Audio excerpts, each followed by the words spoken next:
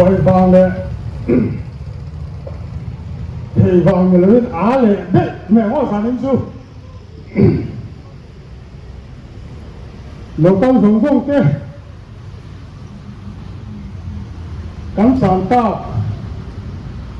cắn xuống tạo tê và sáu thả tên hình gì vậy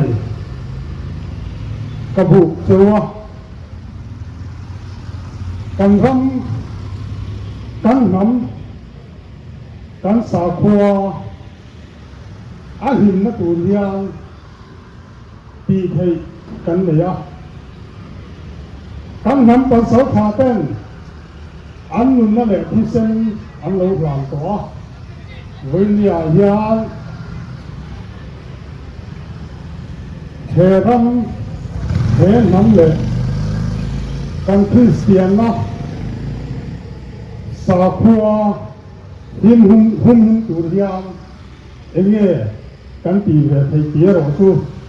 cái mà như thế cái gì rồi con nhà chú ta căng chuang cắn tì thầy to thì tụi điên thuộc nó cần xiang lông nha để chẳng chính phủ mi em mò còn nó mẹ mò lòng chuang nên hay lệ kha hi các thuốc sợi tụi đi cần xiang về cái tia chẳng chính phủ mi lắm bằng cái mỏ nhiều lắm con mẹ tia lắm bằng anh chi kha mẹ tia nào mình đồng đi con nha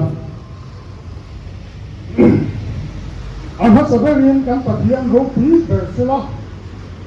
căn răm để sa khua alo hình dễ nam dâu pha hung thân sang ổn tê vô bích chỉ bay các buộc chế wa in giờ vá như chung ạ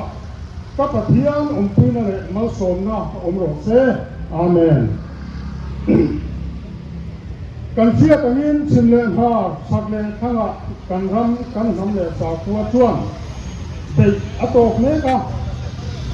căn u nào lệ căn chỉ tùy tên hạ bông xuồng hà hum lệ suy sập ăn tộc nè cả căn bát hiang nó bia kinh tế chú hà lệ đi riamin kỳ chia kinh oma machine zom na lệ nun hút na po selawin min phat nè ania kan pi le pu ten thi san le nun na na ram an lo le an lo hum hal chu sak tumin min dai me ka ram tam tak nam dang te khuta om to yin lak lek le hu pu om khopin min lua sak to heng te ngai to hian mi zo defense league chuan zo fa te kan pho har kan rang le nam le sa khua ral me thum him tu le a thu langa mala tura kan pon ven kan soi thina malam kan pangam hi ahun toin kan chia hemi ta hian mi zo defense league chuan mi zong kan som kan ngien tak zet chewani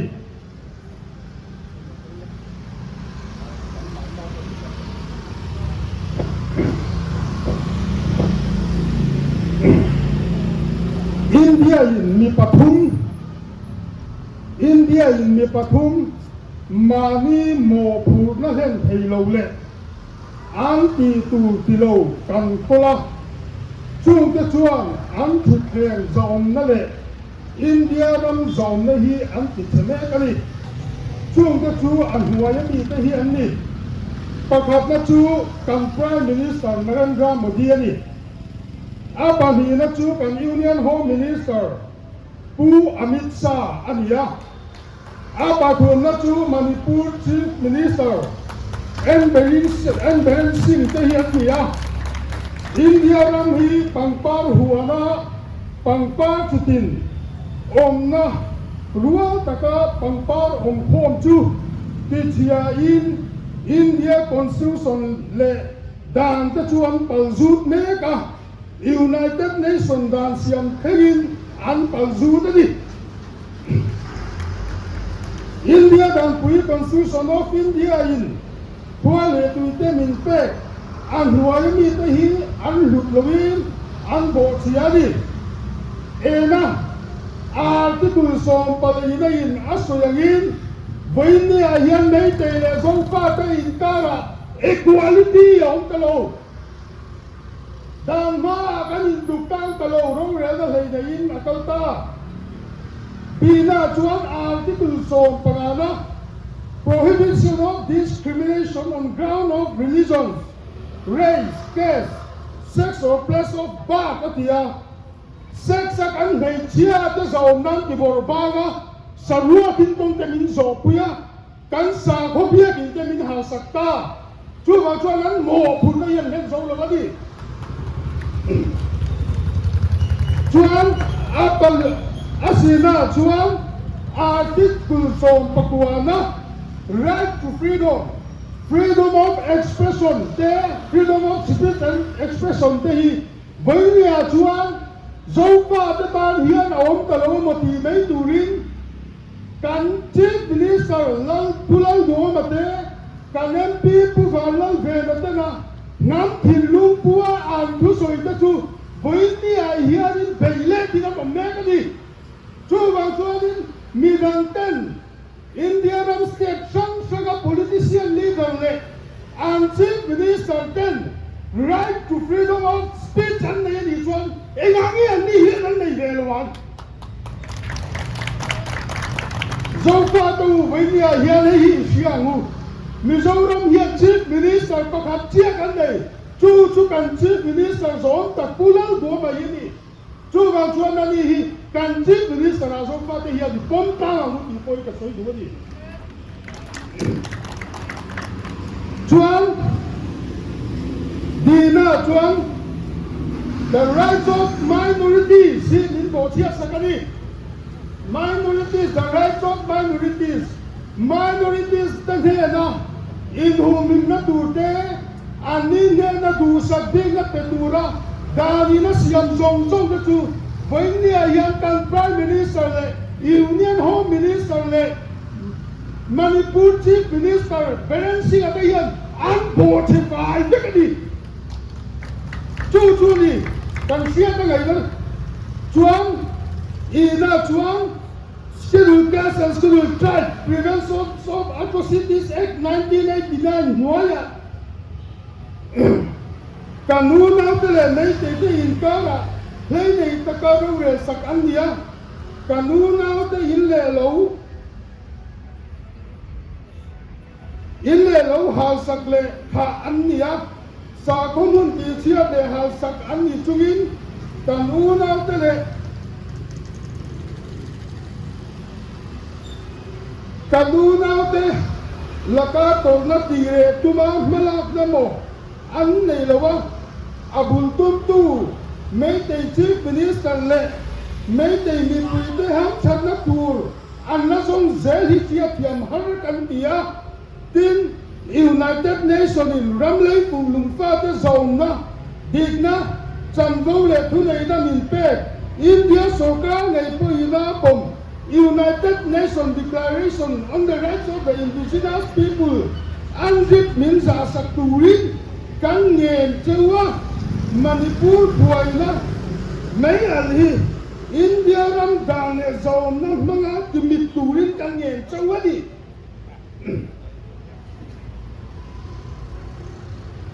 kami ti afia ba ko min lo sa tiang bula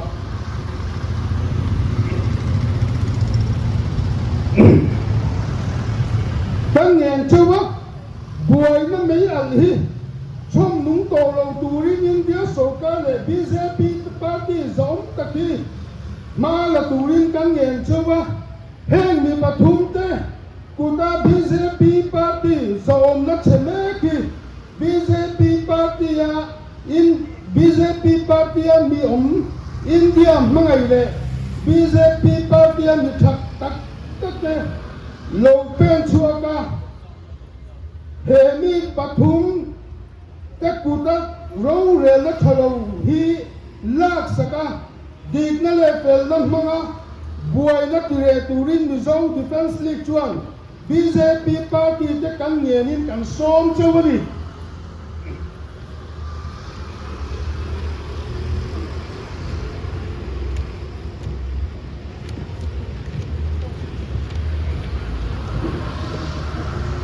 Mizo Defense League chuan India ram sokar le rongral tu ta he na he hi kam nge nin kam sia ti du chawani mei te te hi man lai kan to in an chen tui nam dang le sa kho dang ngai thei lo an nia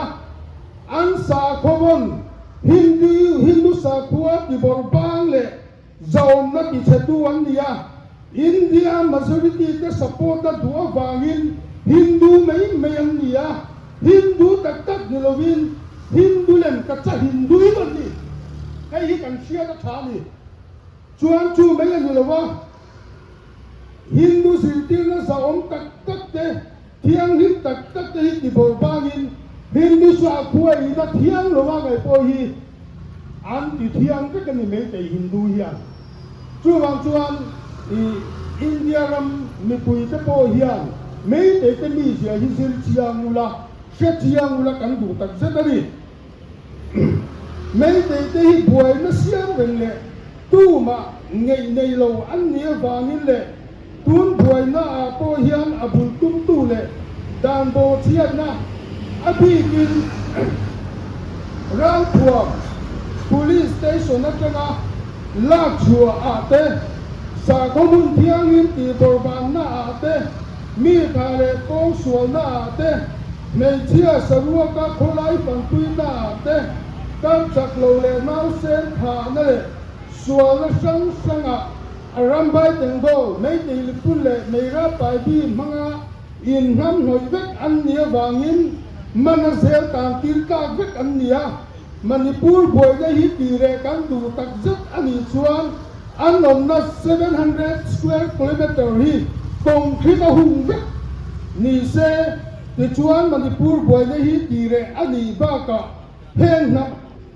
hung nan an ni chuan mi dang an ti boy thei to lawang ti hi kan soi du ani and chief minister en berin singa che dan le thu soi dan te en hian kai ni Mizo Defense League chuan a buai to ni in kan sia ril runget le tum dan nu mal nei lovin a du asoya mi tak tak ani lo zia alan tir na kan nga ya zel tan tir mei ni lovin psychiatry hospital a galwa en kol ka kan sia Manipur lam hian psychiatry doctor an nei thalawa ni chuan Mizoram in kan nei cha Mizoram a ron in en kol se dua takin kan lo en kol an ti hi kan soi duani India ram le state suai tu te hian an du an soi theya an ram le nam chung cha an soi theya ni chuan Mizoram chief minister tu lan do male member of parliament tu ke lal ven Puke Vanal Venale kan political leader te hian an du zong soi turin right an nei veli ti hi kan soi duwa kan ram le kan nam le kan sa khua him nan le ma so na tu hian na kan tokin kan ngai dan soi tu hian freedom of speech and expression rights hi pe kan ni ve ti hi media le news channel te hian min lo fiat pui turin kan som chawani ato bela chuan kan ram kan nam le sa kho him nan tho kho hila in lung ruwa hila ko sang le political party sang kan ni na boy lovin malam pana kan pan ven te soi chi na rual taga te pen turin Mizo Defense League chuan zo fa mun sen om te tin lung le ti tak zeting kan som chawani kan ram kan nam le sa khua lo him nan lo himin kan biak pathian chu ro pui vero se kalome